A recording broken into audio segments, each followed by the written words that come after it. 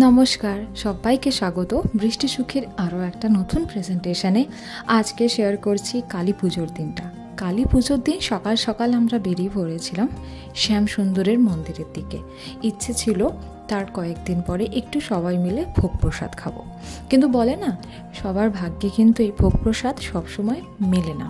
আসলে অন্নকূট পুজোর দিন আমাদের ক্রাইটেরিয়া ছিল এই প্রসাদের খাবার, তো সেই কারণে আমরা কিন্তু এই দিন ভোগ প্রসাদ পাইনি। তাই সকাল সকাল শ্যাম সুন্দরকে দর্শন করে আমরা আবার বেরিয়ে পড়েছিলাম। খিদে পাচ্ছিল তারপর, তাই হালকা করে একটু কচুরি খেয়ে নিয়েছিলাম সবাই।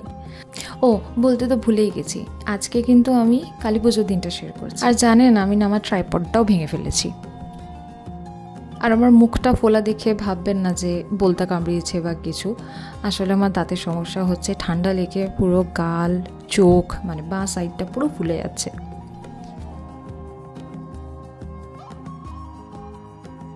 দেরি হলেও কি হবে, কালী পুজোর দিনও বাজি কিনতে যাব, কারণ বাজি ফাটানোটা ম্যান্ডেটরি। আর আমরা সেই জন্য চলে গেছিলাম বন্দিপুরের নীলগঞ্জে। এখানে কিন্তু এই বছর যা বাজি এনেছি আগের বছরের তুলনায় বেশ ভালো বাজি। দামটা একটু বেশি পড়লেও জিনিস কিন্তু খুব ভালো পেয়েছি। জানি না, দুদিন একটু ঠান্ডা ঠান্ডা ওয়েদারের পরে এই দিনকে কেন এত ভীষণ বাজে রকম রোদ ছিল। যা হোক, হুড়মুড় করে বাড়ি ফিরে এই দেখুন আমার রেডি হওয়া প্রদীপ আর তার নিচের স্ট্যান্ডটা। এটাকে স্ট্যান্ড বলা যায় না, যেহেতু প্রদীপ একেবারে নিচে মেঝেতে রাখতে নেই, তাই জন্য ওটা বানিয়েছিলাম। এটা তো অলরেডি আপনারা শর্টসে দেখেই নিয়েছেন। আর তারপরে সন্ধেবেলা একটু রাঙ্গোলি বানিয়েছিলাম। রাঙ্গোলির কথাটা সত্যি বলতে ভুলেই গেছিলাম, দিদি আমাকে নিয়ে হাত মনে করে দিল। তো তারপরে রাঙ্গোলির যে রঙগুলো, কালারগুলো, সেগুলো আমাদের বাড়িতেই ছিল। আগের বছর একটু বেশি করে এনে রেখেছিলাম, তো সেই সব মিলিয়ে ঝুলিয়ে একটা রঙ্গোলি খাড়া করতে পেরেছিলাম। এই রঙ্গোলির শর্টসটাও কিন্তু আপনারা দেখেছেন। ইউটিউব দেখে দেখেই করছিলাম, কিন্তু সবথেকে বড় কথা পুরোটা কমপ্লিট করে উঠতে পারিনি। পরে একটা নেমন্তন্ন বাড়ি ছিল, যার কারণে খুব তাড়াহুড়ো পড়ে গেছিলো।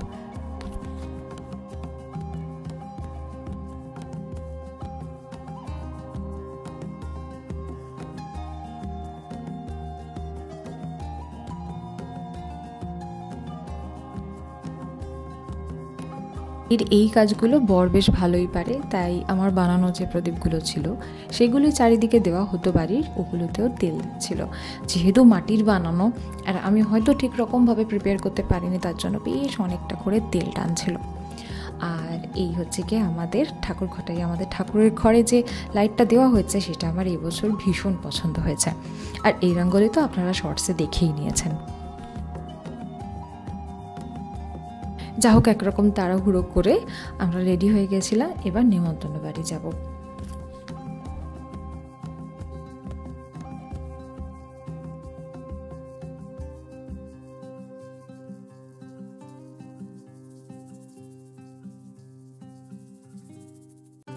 রাস্তায় পড়েছিল এই কালী মন্দিরটা, এত জনসমাগম এখানে আর এত লোকের ভিড়, সত্যি কালী পুজোটা দেখার মতন কিন্তু হয় এখানে।